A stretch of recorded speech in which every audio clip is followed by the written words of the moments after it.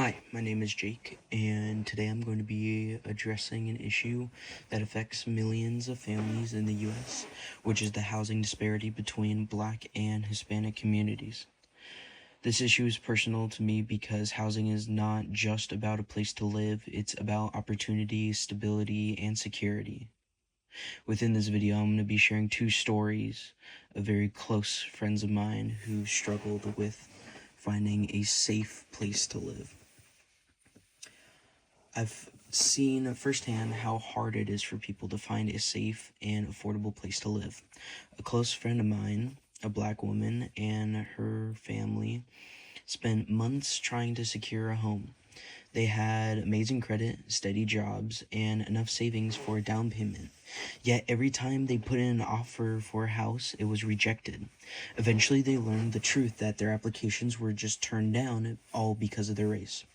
This experience was not an abnormality, and across the country, Black families are more likely to face discrimination in the housing market, making it harder for them to achieve the idea of the American dream.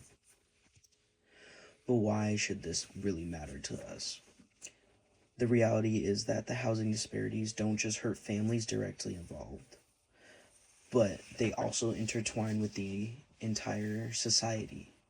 According to a report back in 2020 by the National Community Reinvestment Coalition, or the NCRC, it says Black and Hispanic applicants are more likely to face higher rejection rates for home loans compared to white applicants with similar financial profiles.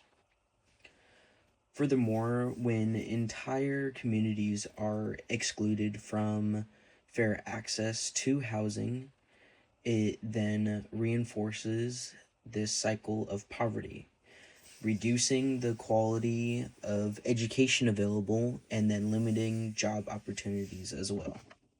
According to a study back in 2017 by the Urban Institute, Black and Hispanic borrowers were significantly more likely to be denied a mortgage than similarly qualified white applicants. Even though they had the same credit scores and income, these borrowers were at a disadvantage due to systemic racial bias in the housing market.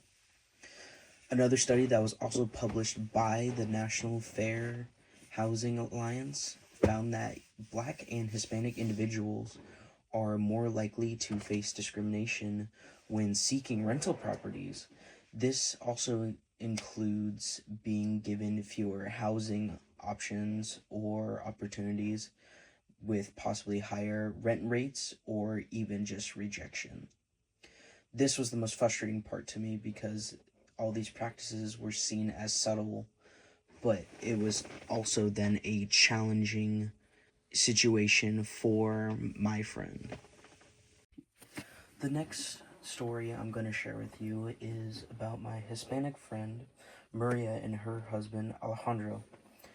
They are both hardworking professionals, and they've been saving up for years to buy a house.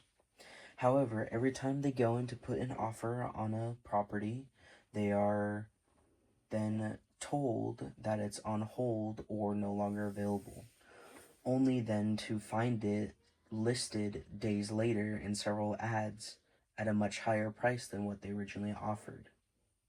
Eventually, Maria discovered that the offers they were making towards the property were just being rejected, all because of their race or ethnicity. For me, this was disheartening to see families struggle just to find a safe place to live, who had all the boxes checked, and yet they were shut out, all because of their background. This housing disparity between Hispanic families and others in societies isn't just an individual issue, it's also a societal one.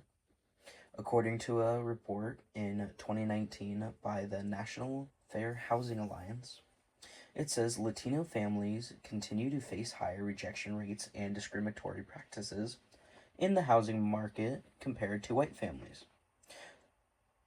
Then this disparity doesn't only affect the families who are directly impacted, it affects communities, schools, local economies, and especially future generations.